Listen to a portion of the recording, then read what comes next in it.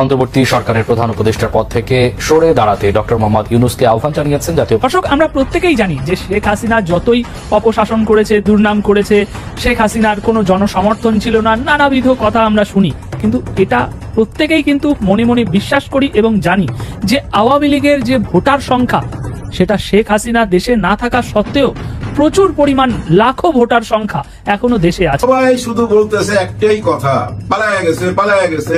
কে পালায়া গেছে? সম্মানে গেছে। উনি পালায়া যাওয়ার লোক না, বাপের বেটা, প্রেমিক পুরুষ তো, অনেক বড় প্রেমিক পুরুষ।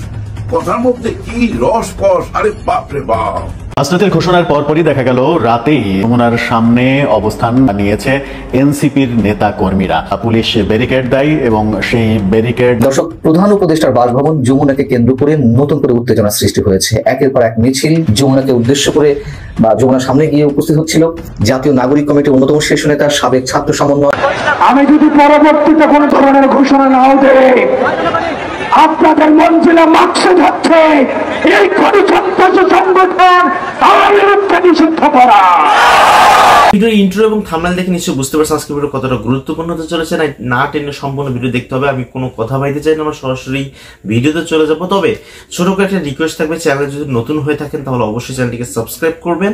নিত্য নতুন সকল আপডেটগুলো এই চ্যানেলের মাধ্যমে দেখানো হয়, তাই দেখার জন্য পুরো ভিডিওটি দেখতে হবে। চলুন আমার ভিডিওটি। আব্দুল্লাহ নেতৃত্বে বেশ কিছু ছাত্র, কি উদ্দেশ্য?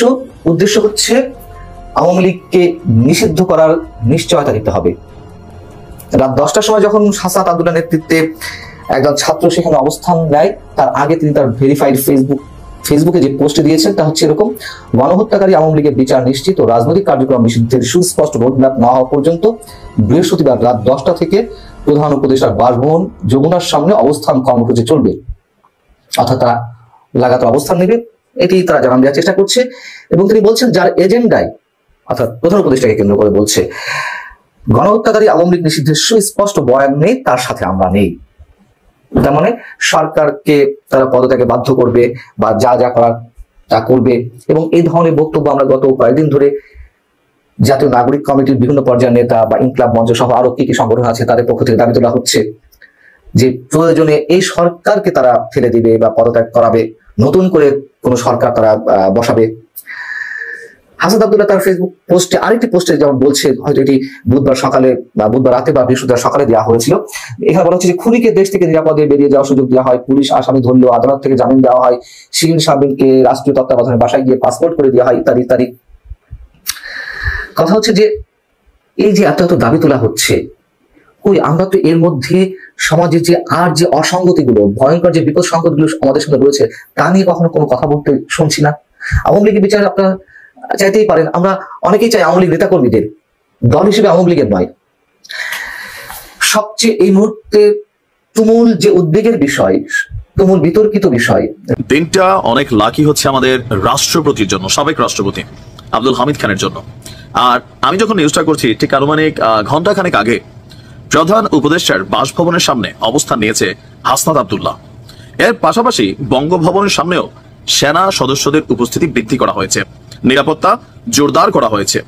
আপনি ইতিমধ্যে জানেন যে সাবেক রাষ্ট্রপতি আব্দুল হামিদ খান, তিনি তার ছেলে এবং শ্যালক গতকালকে ভোরবেলায় সম্ভবত বাংলাদেশ ছেড়ে তিনি অন্য কোনো দেশে চলে গিয়েছেন।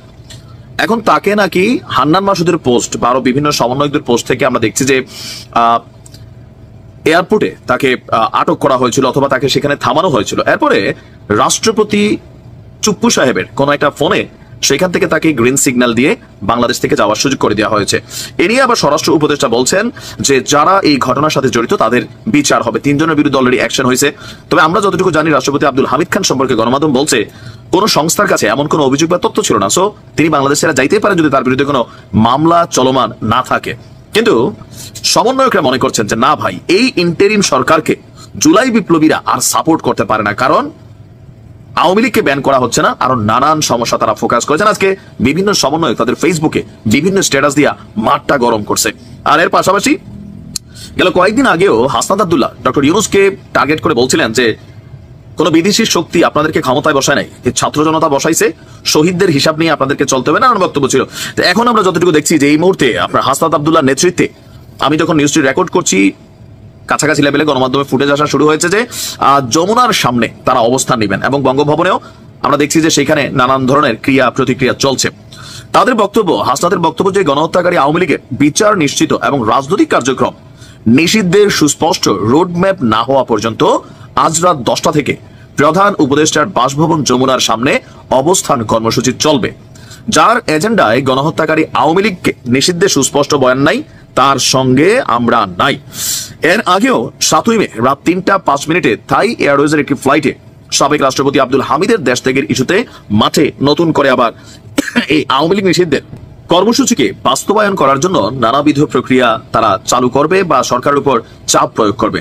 অপরদিকে হাসনাত বলছে যে আসিফ এবং মাহফুজের আওয়ামী লীগ নিষিদ্ধের ব্যাপারে মানে কোনো বিপরীতমুখী অবস্থান না, তাহলে সরকারের মধ্যে বাধা হয়ে দাঁড়াচ্ছে কারা, এরকম একটা প্রশ্ন তাদের। অপরদিকে বঙ্গভবন ঘেরাও করার জন্য আমরা দেখছি যে জুলাই বিপ্লবীরা আপনার একত্রিত হয়ে সেখানে উপস্থিত হচ্ছেন।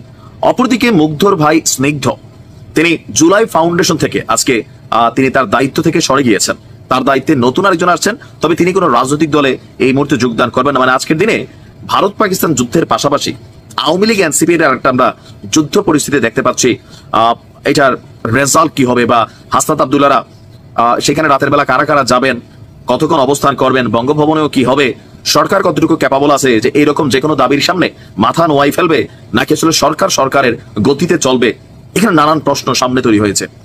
এখন দেখা যাক কি হয়। ব্যক্তিগতভাবে আমি মনে করি কোনো রাজনৈতিক দলকে নিষিদ্ধ করার পক্ষে আমি না। জেনারেল রুল হিসাবে আমাদের সংবিধানে সংগঠন করার স্বাধীনতা আছে।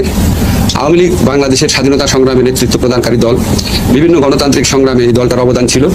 গত 15 বছর তারা যা করেছে সেটা তাদের ঐতিহ্যের সাথে যায় না। আচ্ছা শুনে না, শুনতে হবে না।